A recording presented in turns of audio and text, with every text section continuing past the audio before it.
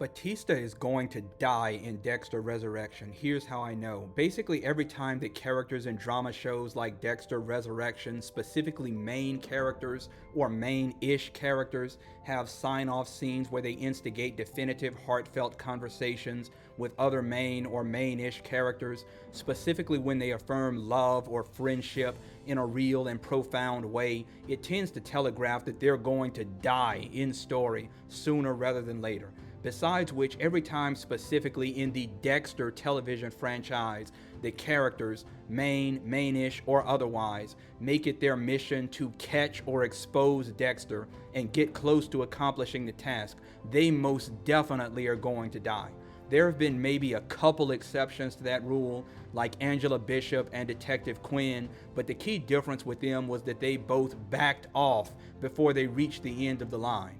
And, of course, in Angela's case, the showrunner was planning on having her expose Dexter at the end of Dexter New Blood as an ending to the franchise. Then, when the showrunner changed his mind and decided to do Dexter Resurrection, he had to rush to find a believable way to write Angela out of it versus repeat her story of pursuing Dexter or cheapen her death by tacking on a new arc for her in Dexter Resurrection, and probably paying her to be a guest star as well. But in Dexter Resurrection, we get a very poignant and very definitive scene early on, wherein Batista quits Miami Metro Homicide, says heartfelt goodbyes to Quinn and Masuka, then tells them that he loves them and that they'll understand why he's leaving eventually. Meanwhile, Batista also in show officially takes up the mantle of the famously dead LaGuerta and Dokes before her in hating Dexter's guts, wanting to expose him, and even coming close to crossing the line due to an obsession with doing so.